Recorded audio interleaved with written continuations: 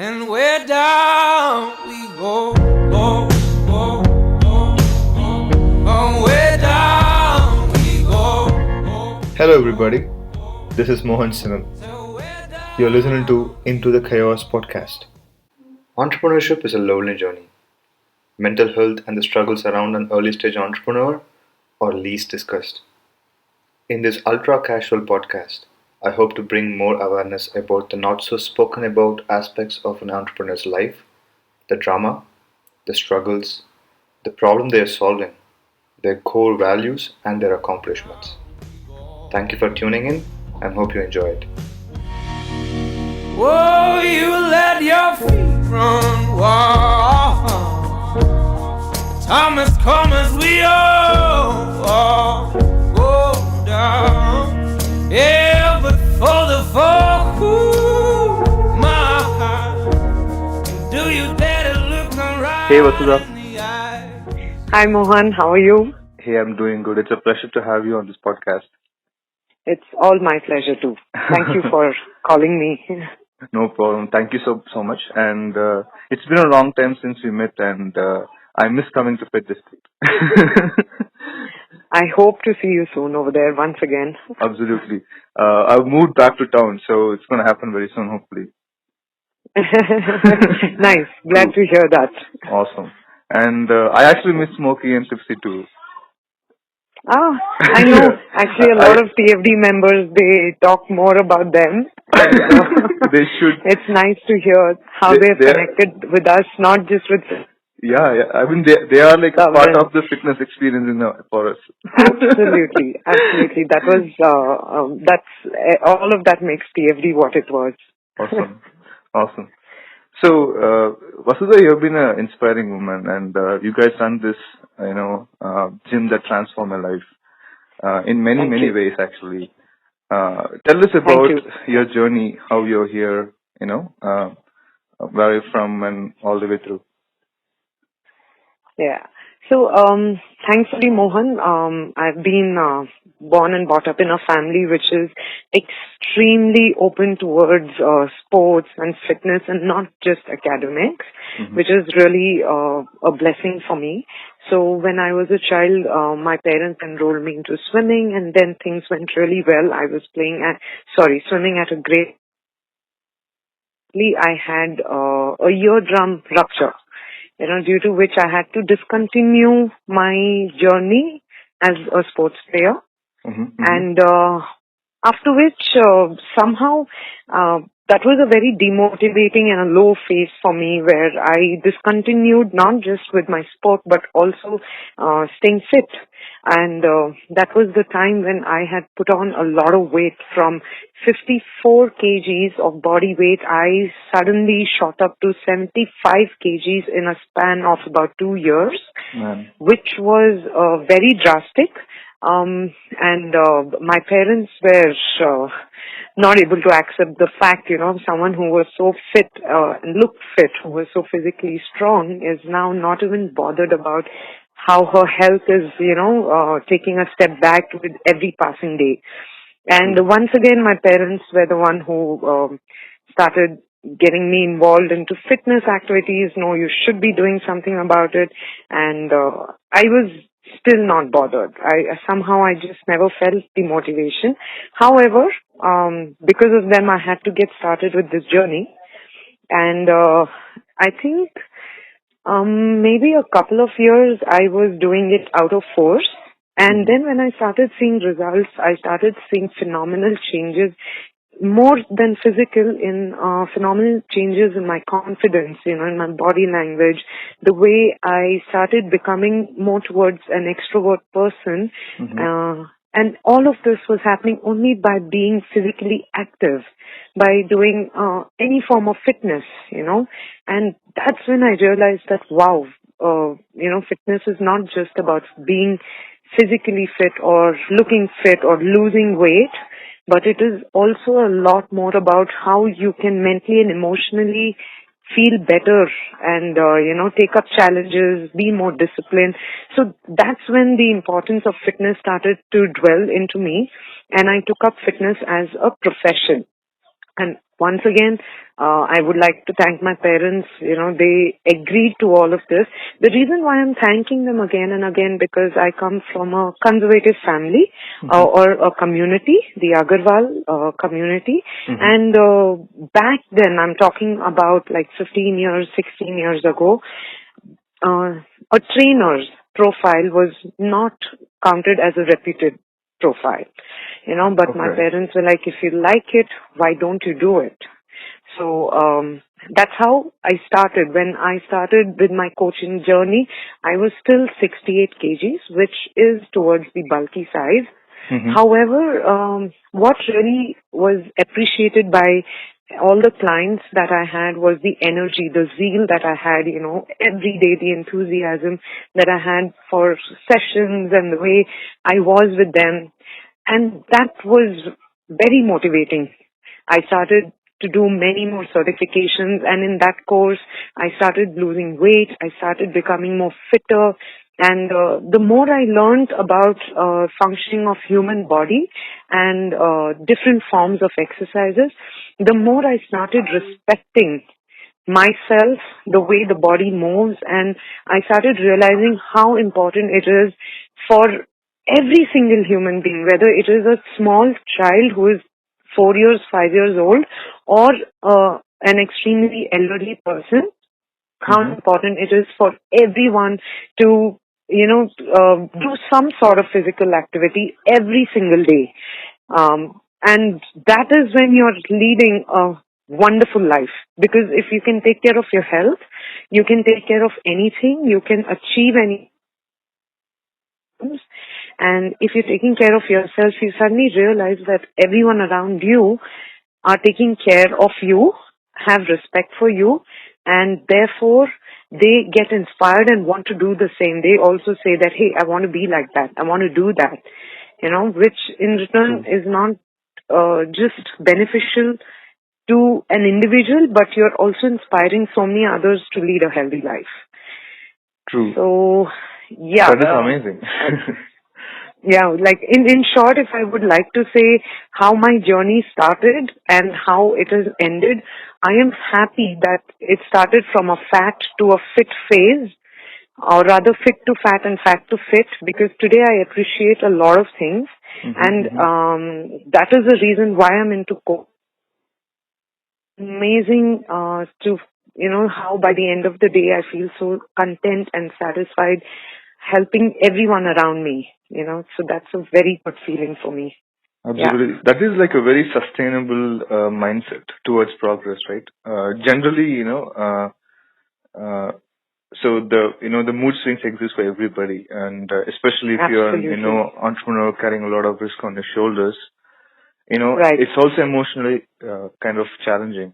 And one thing I realized when I started gymming is that it actually not just have a physical effect, it also has a psychological effect.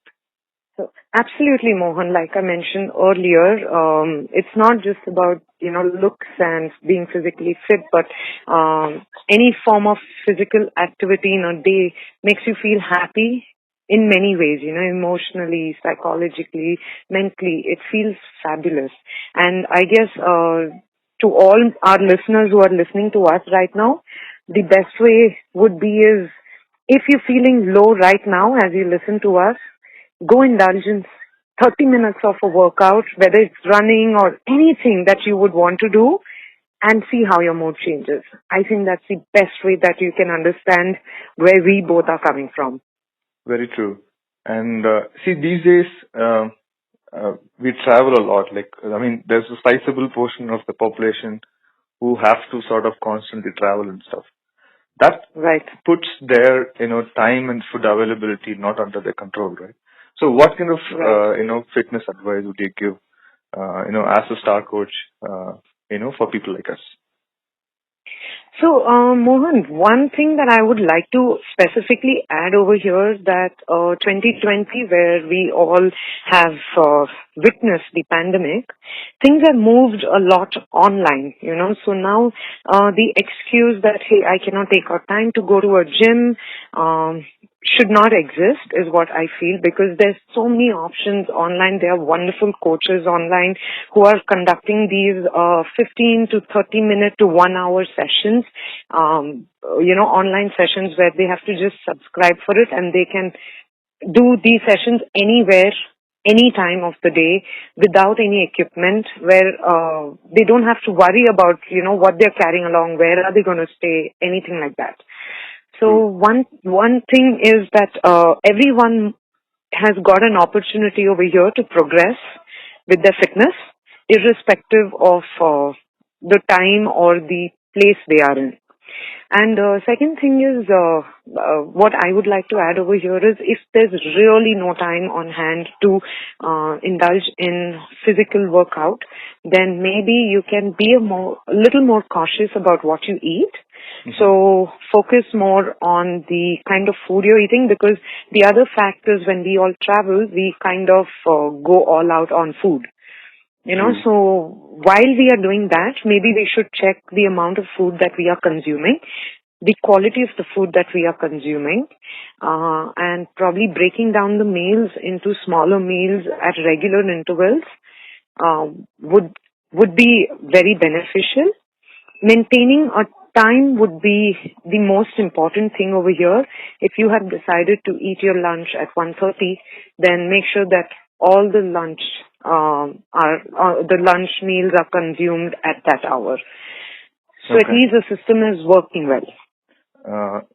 Typically, when I started working out and I just started learning around it, it's like a majority, 80-85%, it is actually food, and 15-20% is exercise, right? So for people who are trying to be in shape, the magic is also kind of change your food, and it becomes much more easier to do it. So what is your take on that?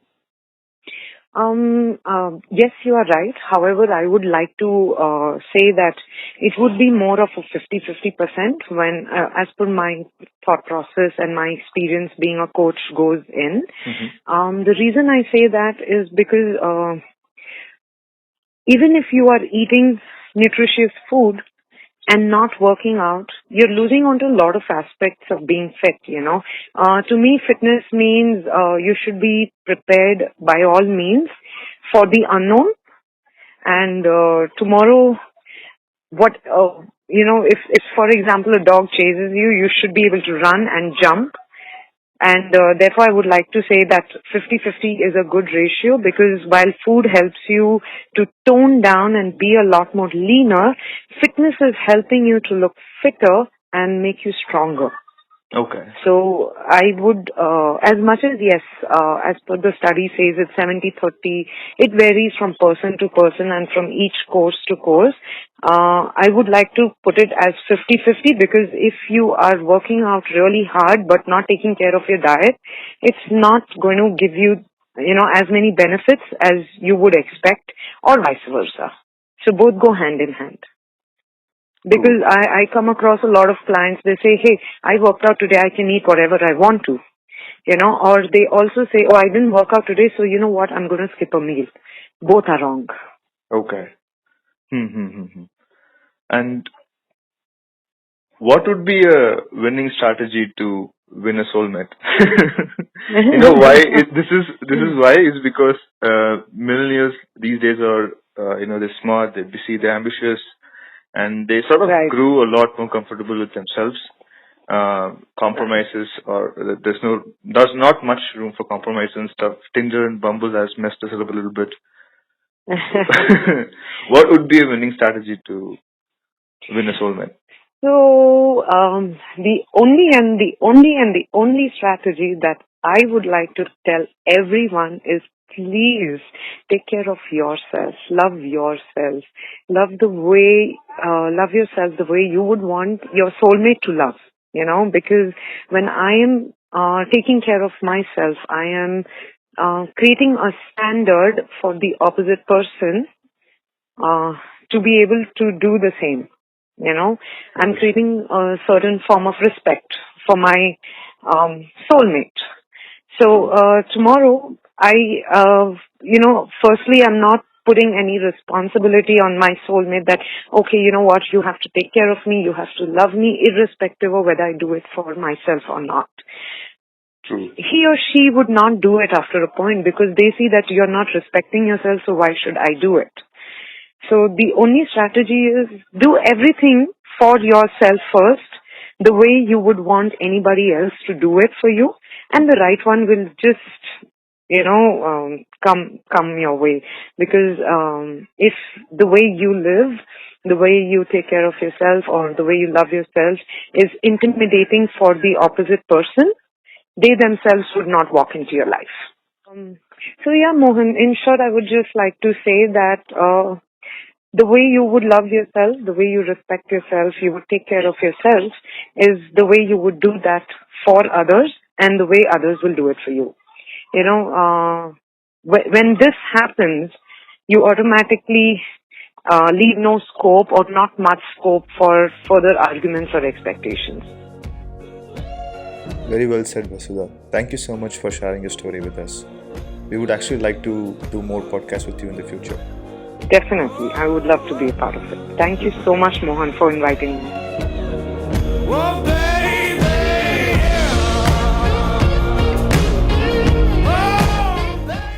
This podcast is powered by Amazon Attractive. We are an emerging technology consulting firm. We help startups to innovate and enterprises to transform their business with our world-class inventors, engineers, and consultants. If you think we can help solve your problem or want to refer us to anybody who can benefit with our services, please drop a mail to contact@amazon.com. way down we go, way down we go, so way down we go, way down we go.